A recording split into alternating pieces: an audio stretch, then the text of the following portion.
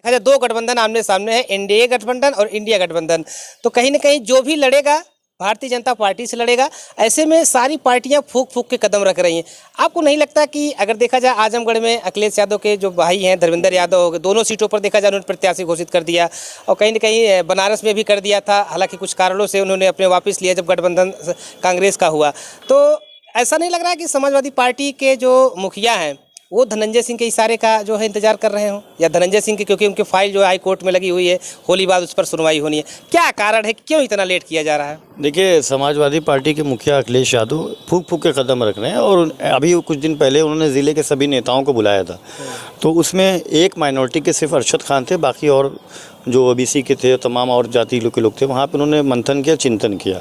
तो एक बात तो क्लियर है कि वो जौनपुर की सीट पर, चाहे यहाँ पर 2 लोकसभा आती, मछली शहर हो, लेकिन जौनपुर पे सबकी निगाह। उसकी वजह यह है कि यहाँ पे उनको लग रहा है कि अगर बीजेपी के रथ को रोकना है, बीजेपी के जो 80 का मिशन है यूपी में, तो जौनपुर महत्वपूर्ण भूमिका है, क्योंकि 19 में उन्होंने रोका था।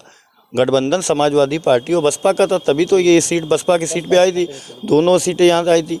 लेकिन इस बार समाजवादी पार्टी और कांग्रेस का गठबंधन है, तो ऐसा ना हो कि इस बार भी गच्चा खा जाए। तो इसलिए फूक फूक के कदम रखें। और उस पर ये भी है कि वो अभी धनंजय सिंह का जो मामला चल रहा है हाई कोर्ट में, वो निगाह रखे, अभी इसीलिए प्रत्याशी घोषित नहीं कर रहे हैं। तो जैसा कि आप देख रहे हैं कि पीडीए का वो नारा दिया है समाजवादी पार्टी ने, तो आप देखिए कि खुद अखिलेश यादव को ये लग रहा है, उनके साथ जो उनके चाचा हैं शिवपाल यादव और प्रोफेसर राम गोपाल जी, ये सारे लोग भी जानते हैं कि क्या आप देखिए अफजाल अंसारी को आखिर में टिकट दिया कि नहीं गाजीपुर से, उनके ऊपर भी तो बाहुबली का आरोप था। तो समाजवादी पार्टी अब जान रही कि उसको सीट चाहिए तो पावर में आएंगे तो निर्णय लेंगे, तभी वो 27 की तैयारी करेंगे। वरना 27 में अगर 24 हार गए तो 27 भी बहुत आसान नहीं है। अगर केंद्र में मोदी जी की सरकार आ गई तो इतना आसान नहीं होगा, क्योंकि लगातार हारने वाला जो दल है, लगातार उसको डिफीट मिली है। किसने डिफीट दी? बीजेपी ने दी। किसने डिफीट दी? बीजेपी के चाणक्य ने डिफीट दी। किसने डिफीट दी? आप देख रहे हैं विधानसभा के अंदर किस तरीके से वाद विवाद होता है सब प्रश्नों को लेकर के, तो जनता देख रही है। और ये मौका है, ये माहौल है इस वक्त कि कैसे हम इस रथ को रोका जाए। तो समाजवादी पार्टी एक एक चीज़ पे चिंतन मंथन कर रही है। वो ऐसा दांव नहीं खेलेगी जिससे उसको यहाँ पे हार का कारण बनना पड़े, क्योंकि यहाँ पे उसके वोट बैंक बहुत हैं और उस वोट बैंक को अगर कोई और लेके चला गया तो समाजवादी पार्टी के लिए 27 भी मुश्किल होगा। किस पर दांव लगा सकती है? अगर मान लीजिए धनंजय सिंह के फाइल जो कि हाई कोर्ट में लगी है उस पर कोई फैसला नहीं आता, तो समाजवादी पार्टी किस पर दांव लगा सकती है?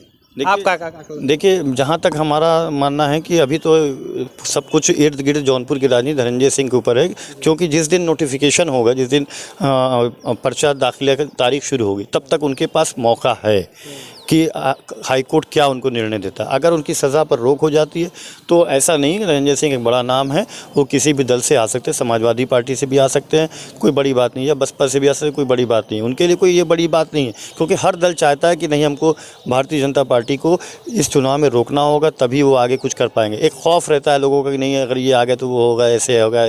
तो जानते हैं कि जनता के बीच में कौन आता जाता है, कौन मिलता है। तो नेता का मतलब ही ये होता है कि जो आपको 12 महीने लोगों, आपने देखा होगा कि धनंजय सिंह में एक खासियत थी कि अगर मैं 2002 से उनकी बात करें तो 2002 से लगातार 2014 तक वो लगातार जनप्रतिनिधि रहे। बीच में वो 2 साल उनका गैप रहा है और उसके बाद उन्होंने ब्रिजेश सिंह पिंचू को बसपा के टिकट पे एमएलसी बनवाया। उसके बाद फिर आप देखिए तो अपनी पत्नी को उन्होंने निर्दल जो है कैसे करके जिला पंचायत अध्यक्ष बनाया, और उन्होंने जब वो सांसद थे तो 21 ब्लॉक में से 15 ब्लॉक प्रमुख उन्होंने बनवाए। तो ऐसा नहीं है, उनका नाम है। तो अब 2022 में या उपचुनाव में अगर वो चुनाव हारे अपना मल्हनी से, तो बहुत कम मार्जिन से हारे। 90 हज़ार निर्दल वोट पाना बड़ी बात होती है। तो इतने बड़े वोट बैंक को कोई दरकिनार नहीं कर सकता। आप देखिए तो राजनीति होती रहती है, राजनीति तो होती रहेगी, लेकिन धनंजय सिंह पर इसीलिए सबकी निगाह बनी, क्योंकि ज़िले में जो नेता होता है, जो लोगों के बीच में जाए किसी भी काम कराने के लिए। आप देखिए कि 50 लाख का अनुदान अगर किसी ब्राह्मण परिवार को बीमारी थी और उसको प्रधानमंत्री तत्कालीन जो है डॉक्टर मनमोहन सिंह दिलाने में क्षमता किसके दी थी? धनंजय सिंह में थी। तो ये छोटे छोटे काम जो हैं, ये बड़े बड़े काम जो हैं, लोगों को उनको अपना हीरो बनाती है। हम ये नहीं कहते कि नहीं और नहीं है, ये इच्छा शक्ति होनी चाहिए। इसीलिए आज देखिए तमाम हस्ताक्षर अभियान चल रहा है, उनके लिए तमाम चीज़ें हो रही है। राजनीति में होता ठीक है, वो दोषी करार दिए, कोर्ट का मामला है, लेकिन वो हार मानने वाले नहीं, जहाँ तक मैं जानता हूँ। उनका जीवन संघर्ष से ही रहा है और समाजवादी पार्टी ये देख रही, फूक फूक के कदम रख रही। आज उसके पास कोई ऐसा बड़ा नेता नहीं है जो 12 महीना जनता के बीच में रहा हो, जनता के सुख दुख में शामिल हुआ हो, जनता के संघर्षों के लिए। आप देखिए धरना प्रदर्शन नहीं होते, कम होते हैं।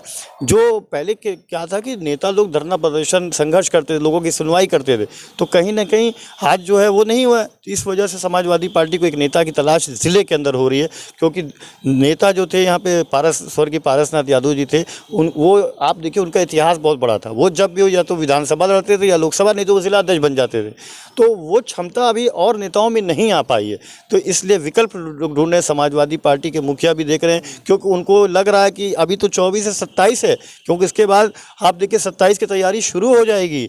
सबको ये बसपा का हाल आप देख रहे हैं कि एक सीट पे आ गई है, बसपा की सरकार रही है प्रदेश में, लेकिन अखिलेश यादव को ये लग रहा है कि कहीं ऐसा तो नहीं कि बसपा की जैसे हमारा भी तो नहीं हो जाएगा 24 के बाद, क्योंकि अगर ये हारे तो फिर 27 पे क्या करेंगे, ये बहुत बड़ा प्रश्न है समाजवादी पार्टी के लिए।